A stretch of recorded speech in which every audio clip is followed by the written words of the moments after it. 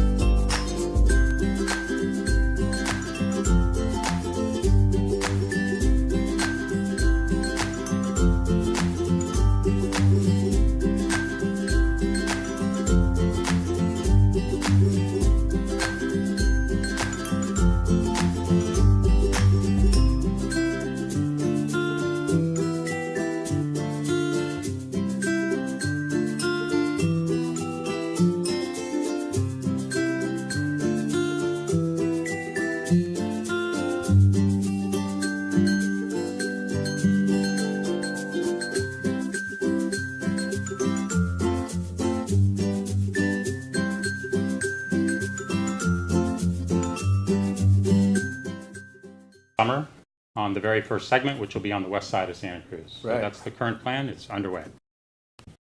Great. Anything to add, Barry?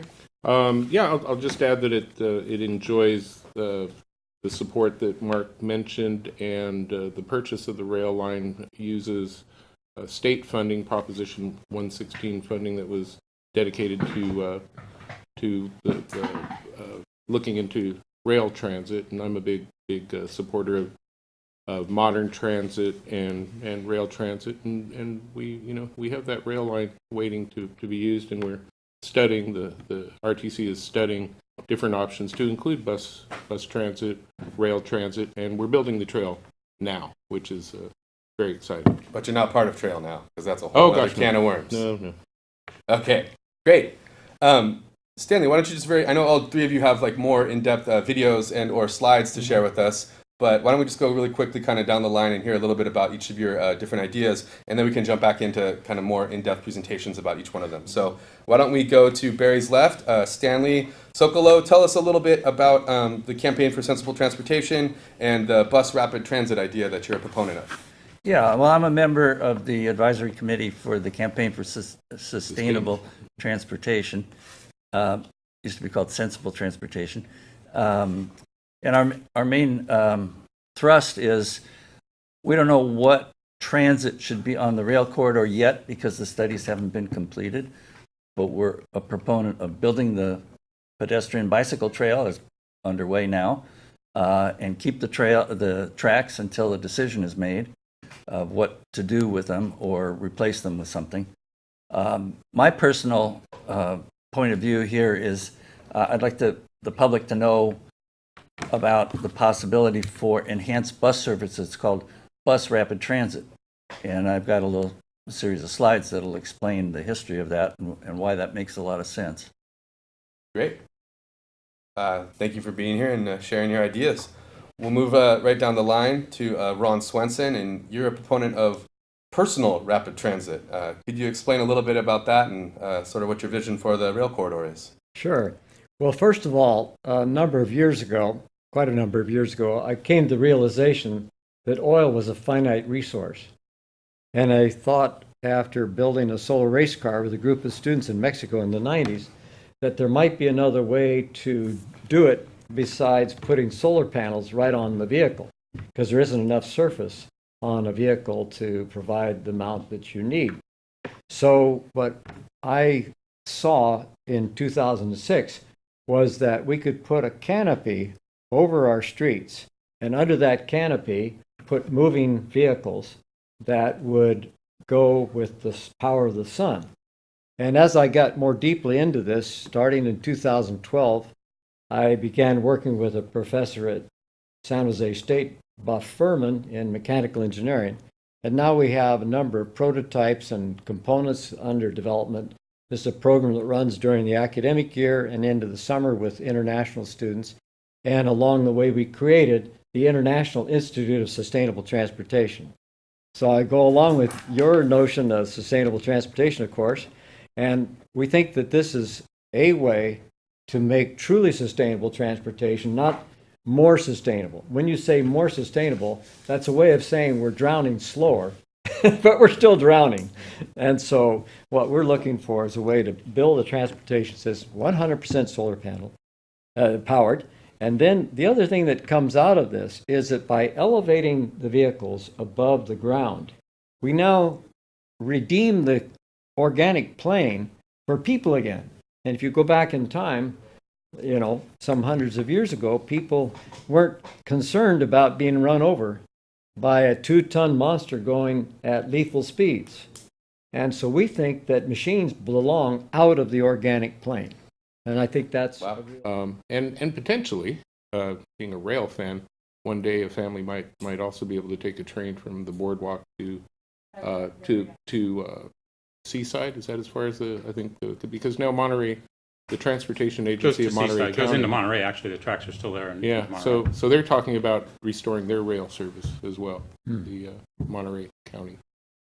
And even just if you were able to get to Pajaro, that would connect to the broader nation's rail system, correct? Well, as you said, it connects to the entire United States of America rail network, which is Right. which is a pretty big network and can get you pretty much anywhere you want to go. in the United And States. Monterey is building that Salinas to Gilroy Capital Corridor extension, and it's slated to be operational in 2022. That's awesome. So if you can get to Pajaro, then you can take a train to Diridon and San Francisco. All the way up to Sacramento, like I did back in 2011 when the State Rail Commission actually voted to grant the RTC the funds. That was actually Right. You were on that trip. That's right. I was on that trip. That's Yeah, I right. was part of the representing the Watsonville Brown Berets, and we're large advocates of the sensible transportation, any kind of plan really that reduces our reliance on fossil fuels and provides more sustainable transportation and economical transportation options for people rather than just single occupancy vehicles and the madness of Highway 1 at the moment. You bet. So yeah, it was a really cool historic day, and I think that's something that gets lost in the conversation is that we were really able to actually get a hold of this rail corridor through railroad funds. So we're kind of contractually bound to create some sort of rail service at the moment. Correct? That's correct. The funds under which we were able to purchase the rail corridor require that passenger rail service be provided along the rail corridor. And right now, we can provide that by excursion trains or the Christmas train and just tourist trains. Fun And that stuff for keeps- now. Yeah, that keeps those funds and prevents us from having to pay those tens of millions of dollars back to the state. And how does the whole Roaring Camp situation play in there? Is that all involved here? Yeah, the Roaring Camp is a completely separate railroad, Sure. and it connects at the boardwalk, as everyone knows. But they own that rail line. The that actual corridor there. They actually Wow. own the track and own the corridor. And they have the right to use the track, what's called the Santa Cruz branch line, which you were there when it was purchased. Mm-hmm. That Santa Cruz branch line, they have the rights to run over portions of that in their license agreement with the RTC. Makes sense. Yeah, I'd just like to clarify that the funds that were used, Proposition 116 funds that were used to buy the corridor can be repaid, and then there's no obligation to run a train. That's been clarified in communications between the RTC and the people who granted the money. Sure. But at the moment, that's where it stands. So why don't we launch into you? I understand you'll have a video. Yeah, I'm or not sure slide? which videos or which are loaded in the back room, but we have a 80-second video that would be great to show. Gentlemen, do you have this all ready? We have a 3-minute video that kind of takes us back to the Sam Farr days. That would be a great one to show. So either one of those would be great to start with. Okay. Yeah. Take it away, gentlemen.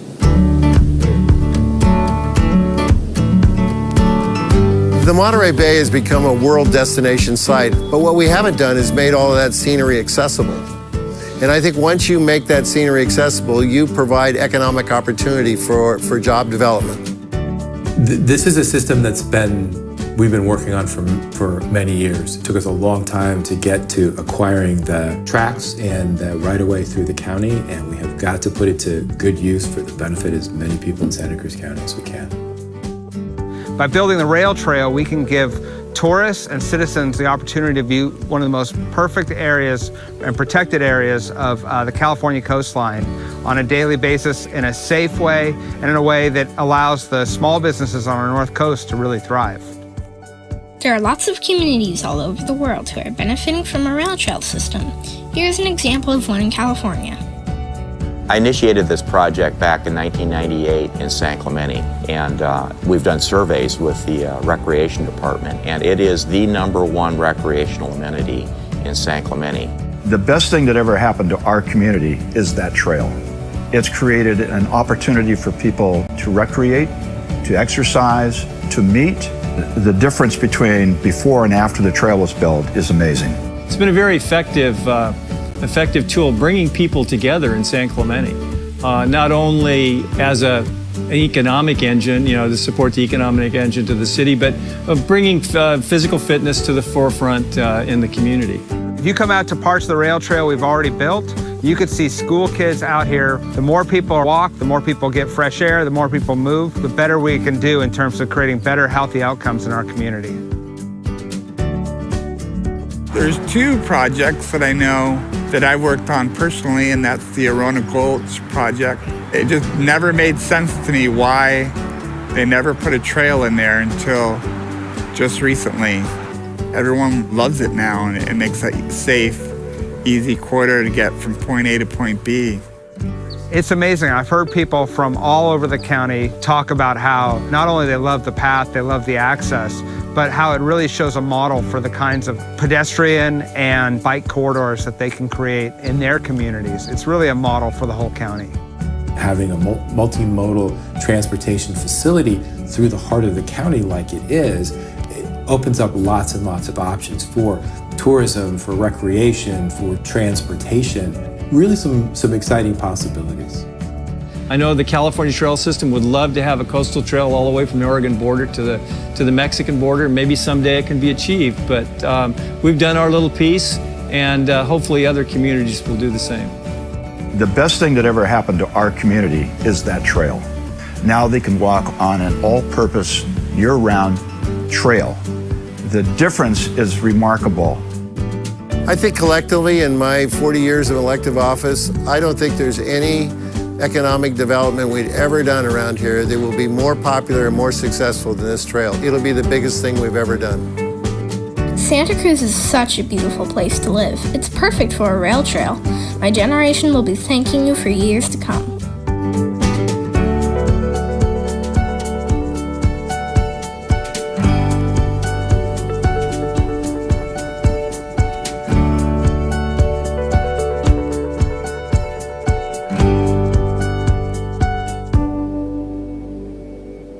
More about the video or anything else you want to say about the video?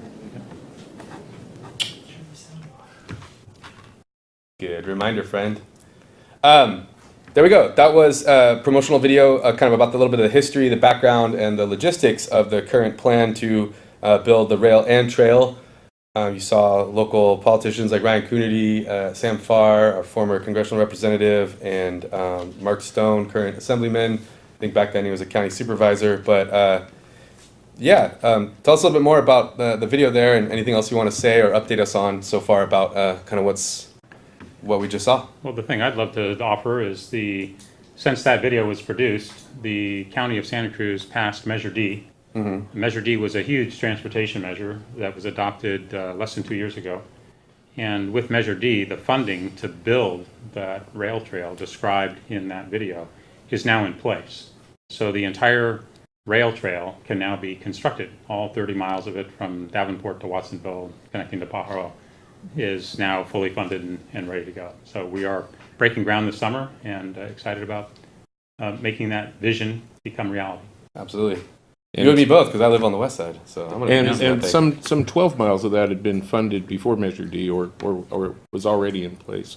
11 or 12 miles worth, given the work of Fort and the Land Trust of Santa Cruz County and various grants that were found to. So really had a significant amount of it is already funded, and Measure D provides the rest of the funds. And as Mark indicated, we're a matching fund county now, so that every dollar we raise locally has the capacity to be multiplied by twice, 3 times, 5 times with by allowing us to apply for grants and funding programs that we wouldn't have been able to before. So it's a significant improvement over where we were.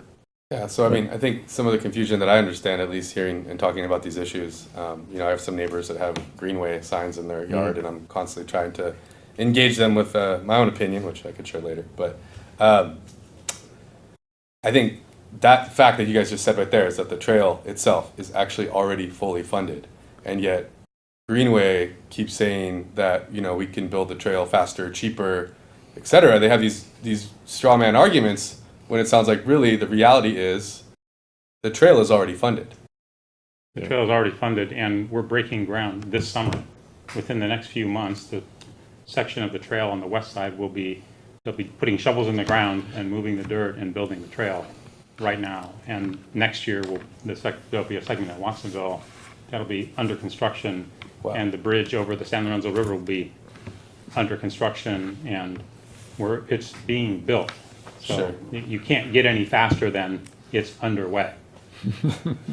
That's as fast as you can build a trail. Yeah, underway. Well, this isn't like a brand new project. This isn't something that just appeared out of nowhere, like certain other. Right. Let me tell you a little bit of history. I was actually, back in the late 90s, I wrote a letter. As Masidi Miller Engineering, as in my job as a civil engineer, my firm went through every drawing of the entire right-of-way corridor that Union Pacific at that time owned. And we put our scales on top of the right-of-way, and we figured out how much space the train needed, and we figured out how much space the trail would need. And I wrote a letter to the RTC, and I said, the rail corridor has enough room for a trail. And that is what actually started, like, the official pursuit of buying that rail corridor. So it has been 20 years in the making, roughly. Yeah.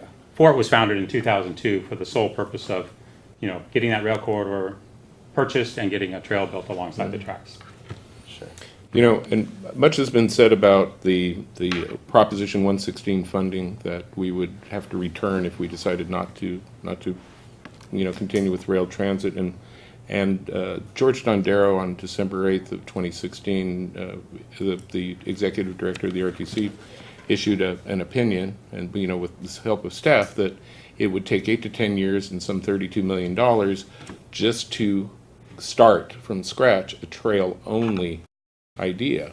And that's been contested by the trail-only people, but some 10 days ago, Zach Friend, my supervisor, sat with about 8 of us neighbors. A trail-only leader was present, and Zach said even if the board, even if the commission decided tonight to forget everything but trail only, he said 7 years minimum before we could break ground or do anything with it.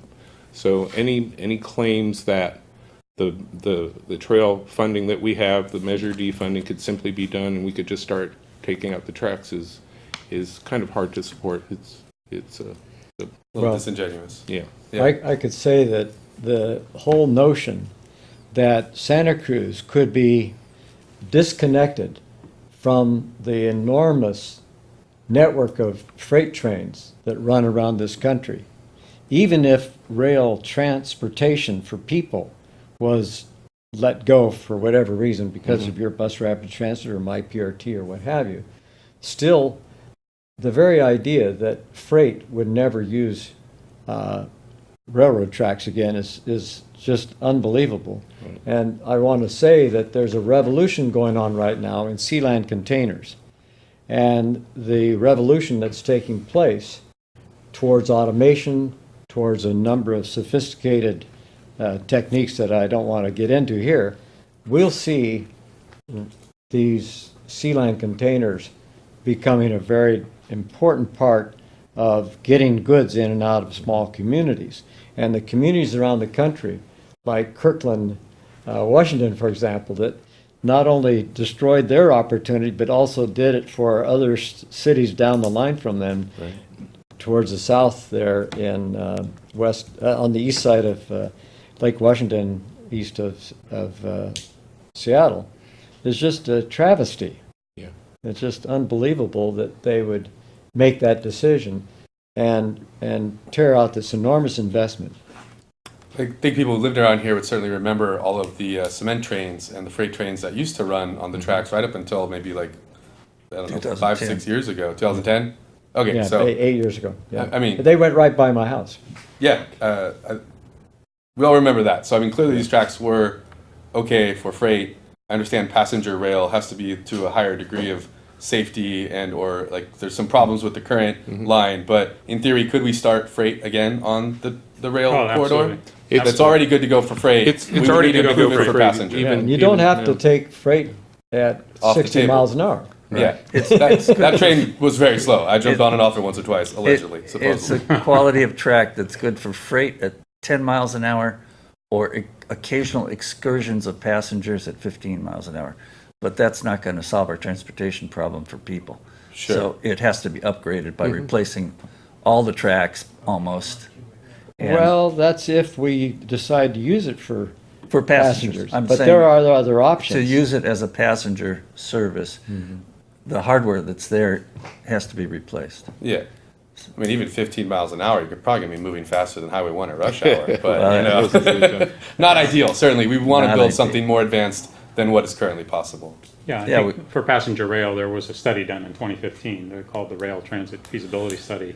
And in that study, the professionals who evaluated the track said that the actual rail itself would be replaced. Yeah. And it would be replaced with continuously welded rail. And that's a small, relatively small cost. It's like replacing the shingles on your house. It's not difficult. It's done quickly and easily. It's not expensive. So Yeah. that's kind of the story to take you to a passenger rail system that would operate at higher speeds. So, talking of that, since we're speaking to two members of the Friends of the Rail and Trail, we've talked a little bit about the trail. We know that's already financed and in progress. Could you tell us a little bit more about the rail aspect of your organization's goals and kind of strategies? Like where does that stand? As I understand, and maybe correct me if I'm wrong, Measure D granted some funding to study the potential for rail service, and is that what I think Stan mentioned? We're kind of waiting for the results of that study. Is that correct? Yeah, there's a study underway. It's called the Unified Corridor Investment Study, and the RTC is leading that effort. That's a effort was started last year. We finished this year in the fall, and under that study, they're looking at all three transportation corridors that run north-south in our county. They're looking at Highway 1, the SoCal Freedom Boulevard, and the rail corridor. So these three parallel transportation corridors, and they're studying what's the highest and best use of each of those corridors for all these things. On the rail corridor, they're looking at bus rapid transit, they're looking at passenger rail, and they're looking at a trail-only option because they're required to do so under the terms of Measure B. Sure.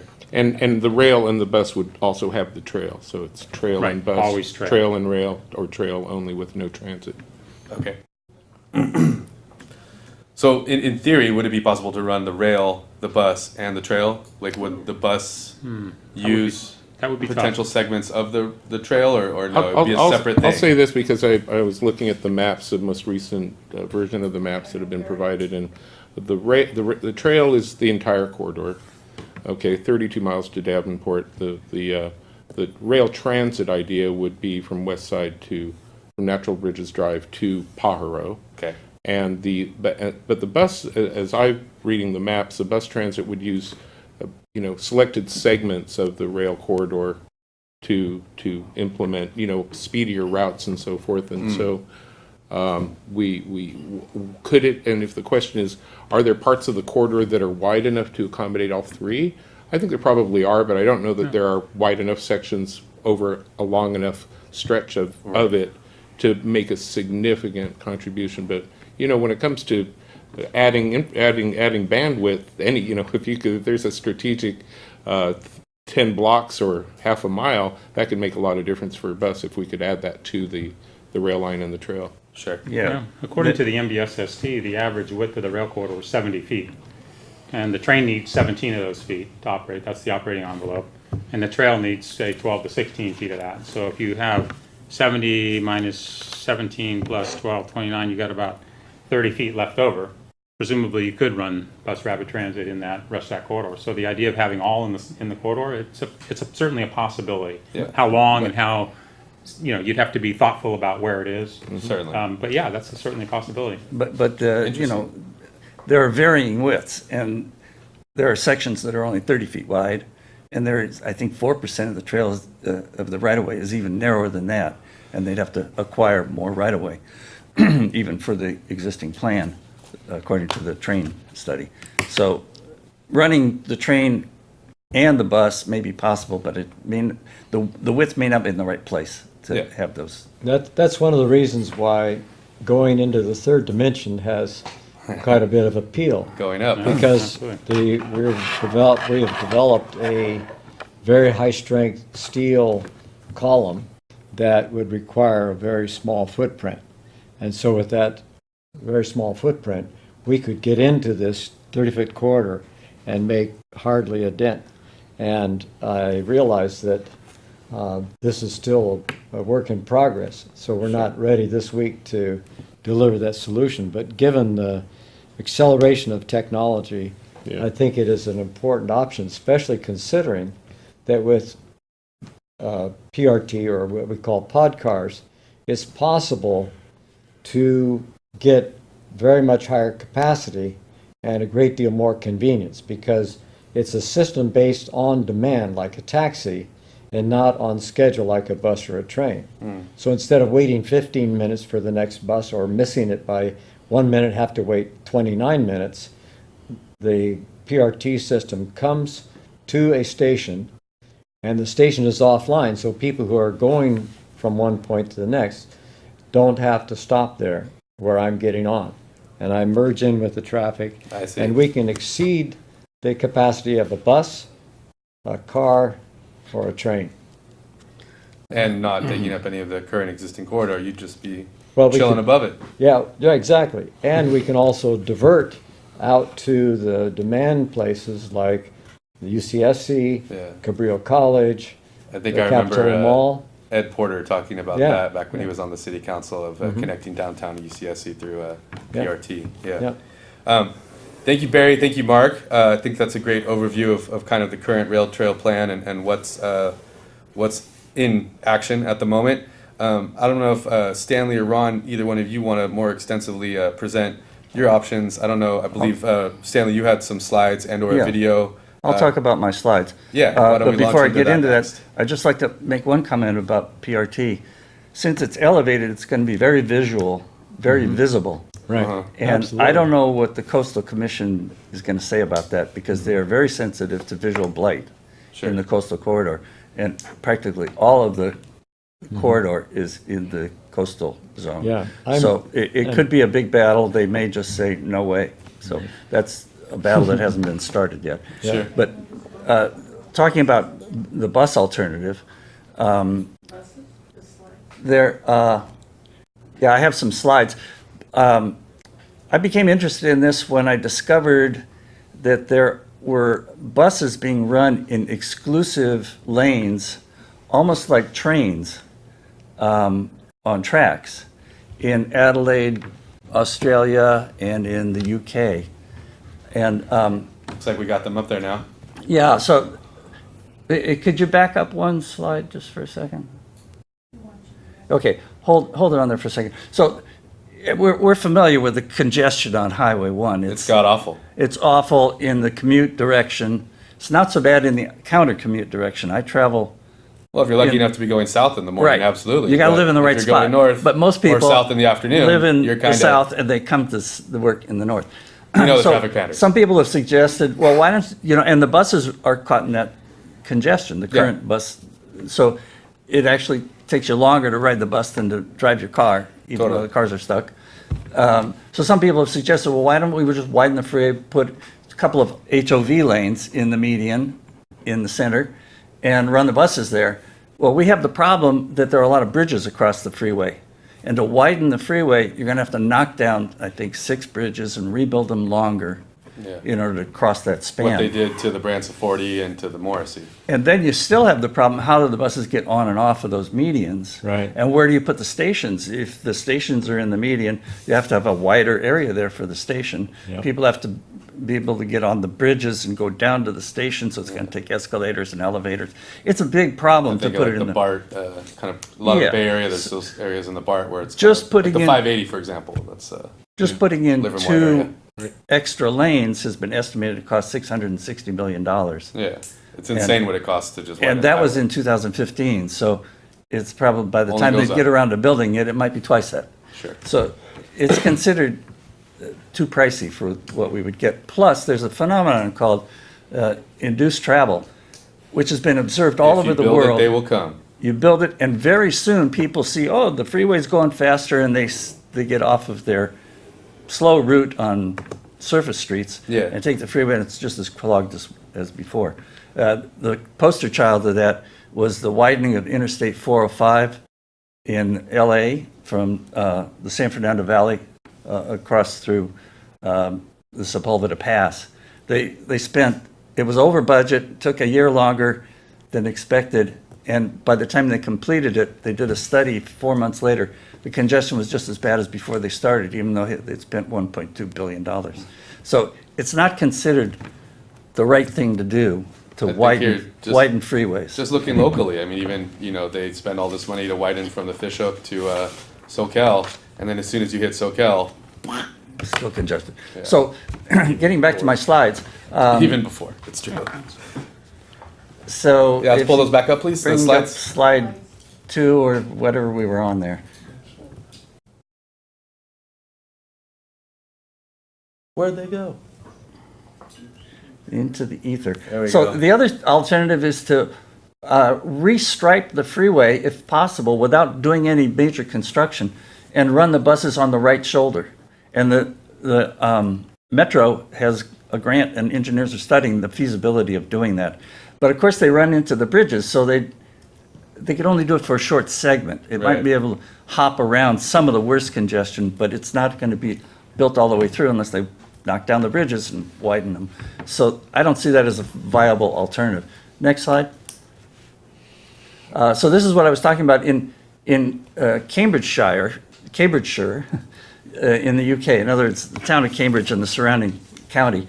They had an old rail corridor like we do, and they adopted this technique from Australia, which was invented in Germany, where they run the buses between curbs, and there are little wheels on the steering mechanism of the bus. They keep it in that track so accurately that they could run it next to pedestrian bicycle trails.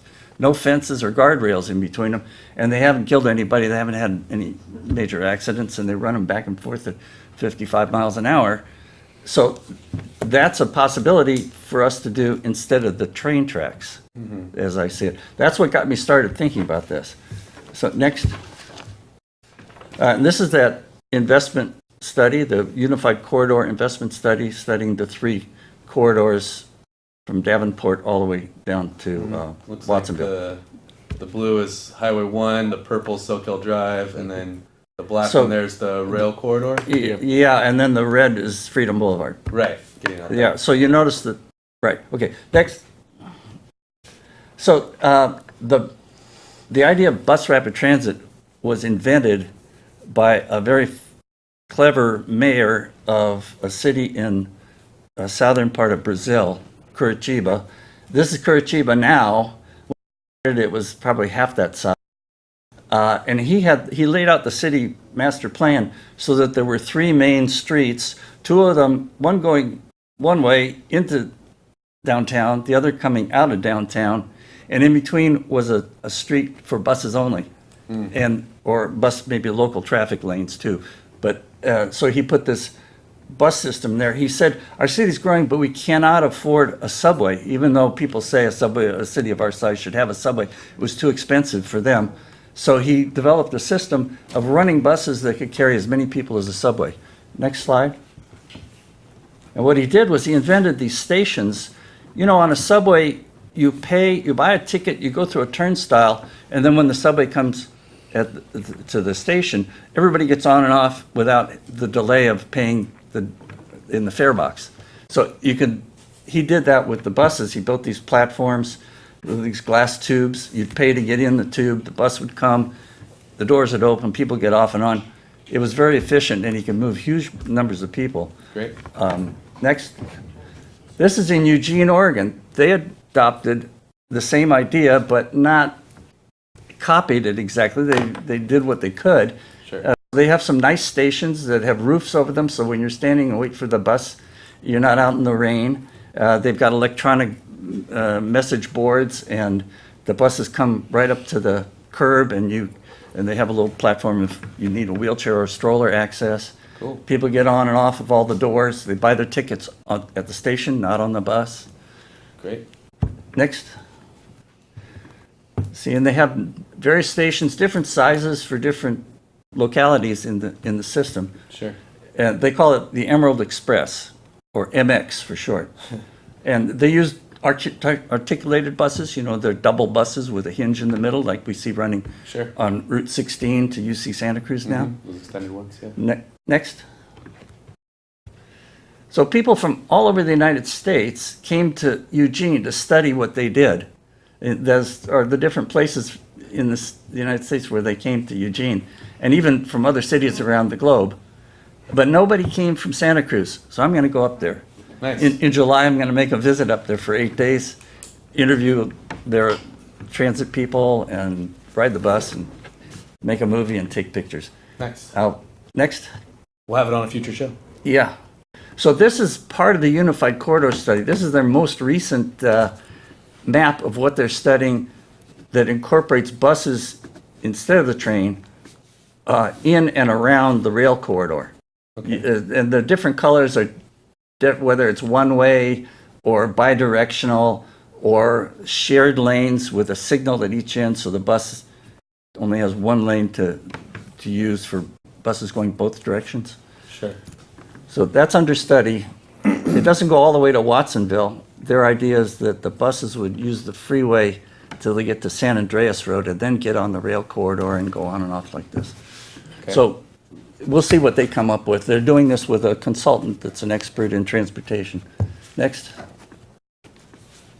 So the other thing they're looking at is the possibility of speeding the bus travel on the Soquel Drive and Freedom Boulevard corridor. And one way that you do that, that's part of this bus rapid transit concept, is when the buses arrive at a signal, they're given priority to get through the signal faster than the rest of the traffic. One way is what's called queue jumping. The buses take a side lane, like a right turn lane, and there's a signal for them that turns green before it turns green for the rest of the traffic. So they can get into the intersection and they get ahead of the bunch. Yeah. Nice. And they do that at various intersections where it would help speeding it up. Or they can use the left turn lane for a similar thing. And there's also something called transit signal priority, which is an electronic signaling method that the bus tells the signal controlling computer at the intersection that it's arriving, it's a certain distance, it's going a certain speed. The computer figures out how to alter the green and red cycle so the bus can get a green almost all the time. Nice. Next. How many more you got there? I'll speed it up a little bit. Okay, I just want to make sure we got time for Ron. Do you have a presentation, Ron? Yeah. Then I want to Yeah, make sure we got so time for this Ron. just shows a ticket machine buying the tickets off in Eugene. Next. On the MX, you can bring your bike on the bus, so it doesn't cause a delay of the time to load the bike in front of the bus. Sure. You just walk right on with your bike and put it in a bike rack. Nice. Next. Bike and bus. That's how you see it. Yeah. So the problem I see with the train connecting with our existing bus network is that the train tracks don't go right to our existing transit centers, our In bus transit Watsonville, centers. yeah, it's a In couple Watsonville, blocks it's away. about 1,500 feet away. Next. Coming through Capitola actually has a transit center where the buses stop in the Capitola Mall, and they're talking about redesigning the Capitola Mall. It may become a major, a more significant focal point. So I think but with a bus, it could get off of the rail corridor, go up to Capitola Mall, make a loop, get back on the rail corridor. The train obviously can't do that without huge construction changes, Sure. Good luck fighting 41st traffic, but yeah, I guess so. Well, it's not a very big segment, and most of the traffic is going from the freeway to the Capitola Mall. It's not so much down in the south end. Sure. So, and then the tracks go right through Beach Street, which, the boardwalk makes a mess there with traffic going to Already. Beach Street already. Where would you put the station? And the station is not going to be in downtown. So people would have to either walk for 10 minutes or get a shuttle bus or something. It's just not a good situation. With a bus instead of the train, next slide, there's already a Route 68 where the buses run parallel to the tracks to Seabright, and then they get off and go over the Laurel Street Bridge, the Broadway Laurel. So the buses on the rail corridor could do that, and they'd avoid that whole Section. section down there, and they'd end up right at the transit corridor station. And this is how Eugene does it. They don't run just in one straight track back and forth. They go to the areas that have high probability of people riding the bus. Sure. Next. And there already are buses that run on batteries only. Nice. And the articulated bus can hold 120 passengers. Next. There's going to be automated buses. This is an automated self-driving bus that's under development. They're testing them all over the world. Next. And the county's already, the metro's already buying one of these buses for running in Watsonville. It's Great. all battery powered. Next, last slide. Back up for a second. It's that guy. Okay. I just remind you that there was a time when elevators all had operators. Sure. Because it was unsafe to ride an elevator. Who could push the button themselves? That's just ridiculous. Yeah, the buttons, they wouldn't stop at the right floor because they weren't automated. You might be raped on the elevator. You needed an operator. So Times were tough. there will be a time when we look back and say, who needed the bus driver? They're going to be automated buses. I don't trust it yet, but okay. Not yet. Automated driving for Not sure. yet, but hey, you can talk to your computer and it sort of understands you. We're getting there. We're We're getting there. Okay. I'm gonna keep driving myself and/or trusting someone to drive me. Let's move really quickly into Ron Swenson's personal rapid transit show. Ron, we've only got little over 10 minutes. So if you want to look at you, yeah, a little over 10 minutes. So if you want to shoot through your slides, I don't know how many you have, but Go for it. yeah, let's launch into those guys. If you could pull up Ron's slides about the personal rapid transit option. So one of the things that Stan brought out is the idea of the visual blight that we are dealing with right now. And that visual blight is something we don't even see. That's the automobile and the asphalt, which has taken over our natural environment. So we found in our work that we've done for the city of Santa Cruz and UCSC that it made sense to consider at least making the solar system really very small and only enough just to power the system, not enough to run the community around it. Sure. Whereas in other communities, go to the next one. This is over by Trader Joe's and the river. Go ahead. Yeah. So one of the things that I've done, the solar systems that I've installed in the community here, this is the one I did at Plantronics. Plantronics, yeah. And then the Open one it back then. at City Hall, which I don't have in this picture, we made at City Hall, we used a lot of artwork to enhance the quality of that system. So we're very keen on making what other people have made an industrial appearing system Yeah. to be something very attractive. Great We're aesthetics, applying yeah. the same principle as you'll see in the slides to the rapid transit system. Sure. This is an example of a place where you need high capacity. The next slide. And this shows again from below the amount of footprint that you impart to the ground. And as you could well imagine, we could turn that into bicycle lanes. And in places where, there you go, that's another example from looking on above, where in this case, we're producing more energy than we need for the transit system, and we're exporting power to the surrounding community, particularly in developing countries where very little infrastructure for electricity even exists. Next Yeah. slide. Awesome. So when I see this picture, which is a part of the article that was just in the Good Times this Yeah. week, I see a lot of space up there above that where much could be done. So as long as we look at this as Sure. a two-dimensional problem, we're going to be in deep doo-doo. And one of the key things to know about a transportation system for rail is that that is a corridor. What we can create with pod cars or PRT is a network which is looking at a system very similar to streets. And it means that when you get to a destination, you're very close to where you want to be. And if it's not, you can turn without getting out of your vehicle and go up to the mall or the Cabrillo College or in Watsonville to the next port of call and stop there without ever stopping at those intermediate points. Next slide. Cool. So this is an example of what it looks like today in downtown San Jose. Next slide.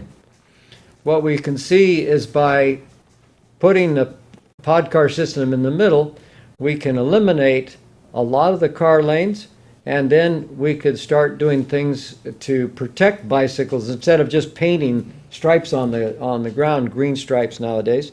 Sure. We can go to something like this, and ultimately, to the next slide, you can see where we could really transform this community into something that's livable again. And so I agree with Stan full-heartedly. We have a terrible visual blight. It's the automobile, it's asphalt. And a bus rapid transit system might help in some places, but where we can get above ground, we can eliminate all those navigations that we have to have. And so Very cool. that's the way we go. And I think we can make something that's really a cut above what's out there now. I think that's it, but there might be one more. This is just a couple pictures of the pod. And is there more? Yeah, that's back to the beginning. Thank Great. you very much. Super on cool that. images Oh, there, wait, yeah. one more thing here. I put this up because what I want to get across here is how much better the ground would be if we put our transportation system, and I took some automated car pictures and I turned them upside down, put them above the ground, and then we can free the ground for people, pets, and plants and go. butterflies.